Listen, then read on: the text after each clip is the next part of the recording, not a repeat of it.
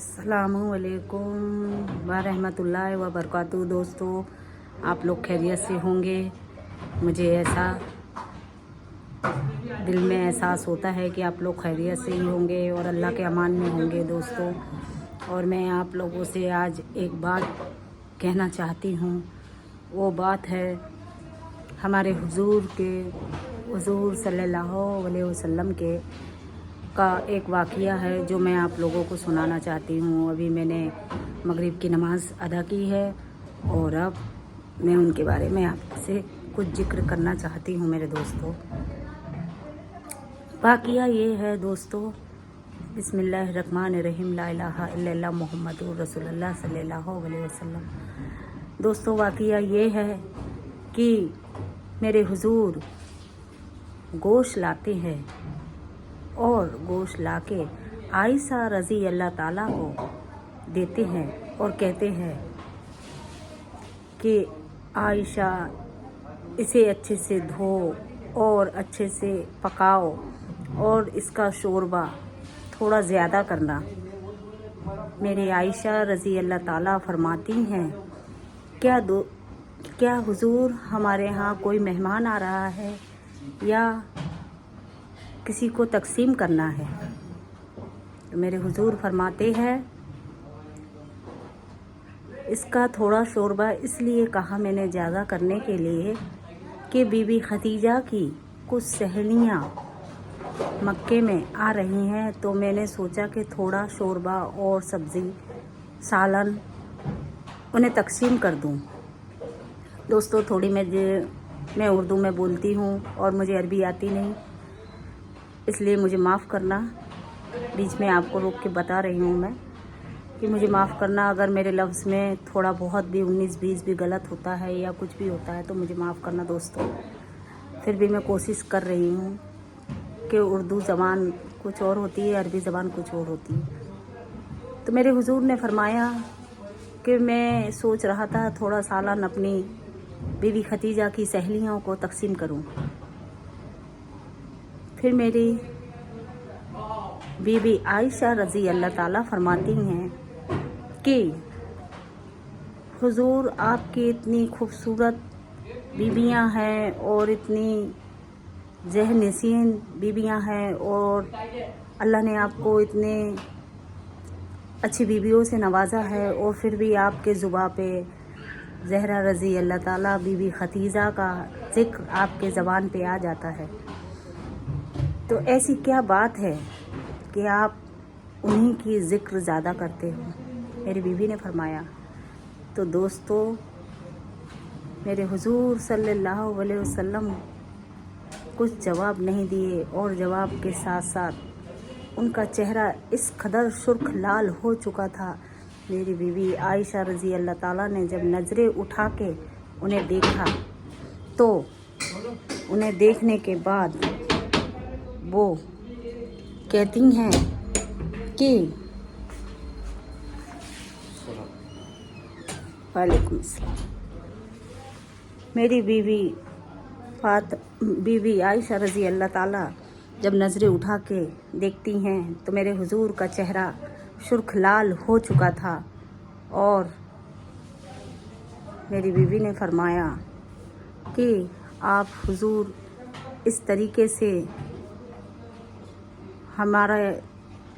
हमें जवाब नहीं दिया आपने, क्या बात है?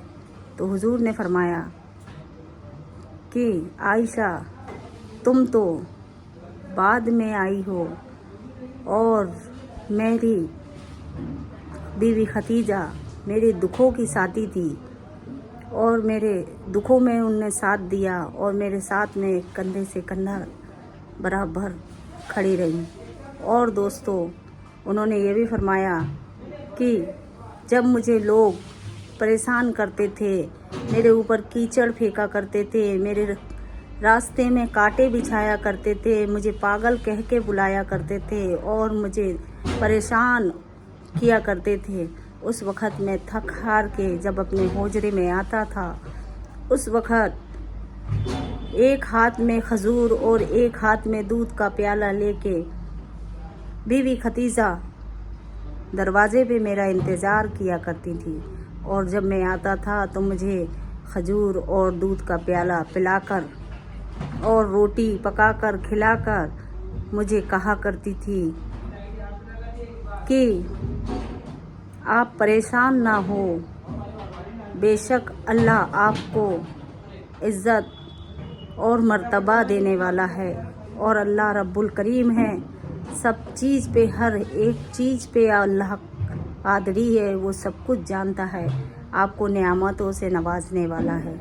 दोस्तों, जिस तरीके से मेरी बीवी खतीजा ने मेरे हुजूर सल्लल्लाहु अलैहि वसल्लम का साथ दिया और उनकी हर एक अखलाक को माना, तो मैं आप लोगों से चाहूँगी, हालांकि आज के ज़माने में ऐसे शोहर रहे नहीं हैं जो अपनी बीवी की हर एक बातों को, हर एक ख्वाहिशों को कहने से पहले पूरा कर देते हैं, लेकिन फिर भी आप लोगों से ये कहना चाहूँगी कि आप लोग थोड़ा अपने ज़बानों पे तब्दीली लाइए और छोटी छोटी बातों में सुधार लाइए। ये मुसीबत हम पे नाजिल हुई है, तो ये मुसीबत नाजिल होने का सबक यही है मेरे दोस्तों कि आज हमारे यहाँ ना वैसे शोहर रहे हैं और ना ही वैसी ख़वातीनें रही हैं।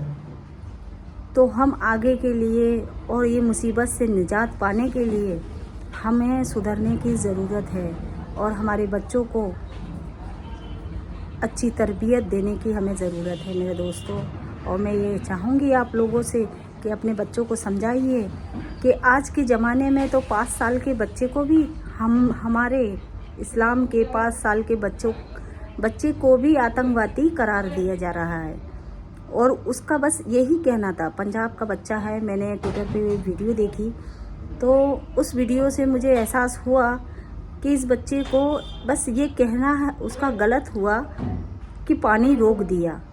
तो मैं ये चाहती हूँ मेरे दोस्तों, उस बच्चे ने कहा पानी रोक दिया तो उसे आतंकवादी करार दे दिया गया। और ये कहा गया है कि जब ये बच्चे की मानसिक दिमाग की हालत ये है तो बड़ों की दिमाग की हालत क्या होगी। तो ये हमें इस ऐसी छोटी छोटी चीज़ों से आक रहे दोस्तों। और इन लोग, ऐसा नहीं है कि ये कुछ लोग ही है इसमें, ये सब लोग नहीं हैं जो जानते हैं हमारा इस्लाम क्या है और पढ़े लिखे भी बैठे हैं। बहुत से लोग ऐसे भी हैं उनमें कि हमारे अखलाक के बारे में मालूम है, हमारे दीन के बारे में मालूम है, हमारे इस्लाम के बारे में मालूम है। और मैं तो ये कहना चाहूँगी इन लोगों से कि हमारा इस्लाम तो वो है कि हमारे हुजूर को रास्ते पे चलते हुए लोग तंग किया करते थे, परेशान किया करते थे। हमारे अली मौला की कत्ल किया गया मस्जिद में, तो जब उनने अपने कातिलों को बख्श दिया तो हम तो उन्हीं की उम्मती है। हम लोग ऐसे किसी को परेशान नहीं करते दोस्तों, और ना ही हम लोग बिना वजह किसी से लड़ते हैं और ना ही बिना वजह किसी के कोई भी काम में दखल अंदाजी करते हैं दोस्तों। तो मैं आप लोगों से ये चाहूँगी कि अपने बच्चों को संभालिए। आज की स्थिति ऐसी हो चुकी है कि अगर कोई लड़की, गैर समाज की लड़की भी अगर मुसलमानों के लड़कों से दोस्ती करती हैं तो दोस्ती करने के बाद, उनके साथ घूमने के बाद, उनके साथ में डेटों पे जाने के बाद, सब कुछ करने के बाद जब वो पकड़ा जाती हैं तो वो पूरा इल्ज़ाम आज हमारे लड़कों पे थोप देती हैं। तो मैं चाहूँगी कि ऐसी लड़कियों की संगतें अपने बच्चों से छुड़वाइए और उन्हें पढ़ना है तो अपने पढ़ाई पे दिमाग दिलाइए, नहीं तो अपने काम धंधे से रहिए। और हमारे यहाँ मुसलमानों में लड़कियों की कमी नहीं है, आप नज़रें उठा के देखिए, अपने रिश्तेदारी में ढूंढिए और अपने बच्चों की शादियाँ बाकायदा करवाइए। नहीं है आपके पास तो खजूर और शरबत पे निकाह पढ़वाइए और अपने घर में इज़्ज़त से बहू लाइए और लड़कों को अपने घर में रखिए। और लड़की बच्ची को भी अगर शादी करना है तो उसके लिए अच्छे से रिश्ते देखिए और जल्दी से जल्दी अपने फ़र्ज़ से अदा होना चाहिए हम लोगों को, होइए। तो मैं आप लोगों से यही कहना चाहूँगी, क्योंकि तो अभी मैंने हाल ही में भोपाल का भी पढ़ा था, तो भोपाल का भी पेपर में दिया था कि 4 लड़कों को 3 लड़की है कि 4 लड़की है, ये मुझे ध्यान से देखी नहीं मैंने, लेकिन 4 लड़कों को लड़कियों ने फंसा के उन्हें जेल करवा दी है और उन लड़कों पे मशक्क़त अच्छे से हो रही है। और आज का आलम तो ये हो गया कि मुस्लिम लड़कियां अगर स्कूटी से जाती हैं, अभी हाल ही में चंडीगढ़ में हुआ वाक़या, 2 लड़कियां जा रही थी तो वो लड़कियों को भी ज़बरदस्ती पुलिस वालों ने रोके और मारा पीटी की, जबकि उनके पास में, दोनों के पास में हेलमेट बेल्ट होने के बाद और गाड़ी के पूरे कागज़ थे, सब कुछ था, लेकिन फिर भी उन्हें बीच रोड पर रोक के परेशान करके उन्हें पुलिस वालों ने मारा है। तो ये आज हमारे देश का हाल है। और इन लोगों के तो दिमाग में, कुछ लोग ऐसे हैं, पाँचों उंगली तो हमारी एक जैसी नहीं है, उसी तरीके से इन लोगों के भी कौम में पाँचों उंगली एक जैसी नहीं है। ये हमें परेशान कर रहे हैं और हमें परेशान कर रहे हैं तो उसके लिए हमें खुद को सुधरना होगा, जब हम इन लोगों को सुधार पाएंगे। इसलिए मैं कह रही हूँ, जितना हो सके इन लोगों से दूरियां बनाइए और इन लोगों से बचिए और इन लोगों से उतना ही मतलब रखिए जितना आपके काम के लायक है। नहीं तो ज़्यादा बोलने की भी ज़रूरत नहीं, क्योंकि तो उनके मानसिक रूप में, यानी उनके दिमाग में ये बैठ चुका है कि हमें हिंदू राष्ट्र बनाना है और मुग़लों का नाम हमें इतिहास से भी मिटाना है। और आज की किताबों में पढ़ने के लिए मिल भी रहा है कि हिंदुस्तान से मुग़लों का नाम मिटते जा रहा है। ये अभी की किताबों में मिटा देंगे, लेकिन जो इतिहास पहले से रचा गया है उसे कौन मिटाएगा? जो बच्चे बच्चे के दिलों में बताया गया है, पढ़ाया गया है, उसे कौन मिटाएगा? ये नहीं जानते।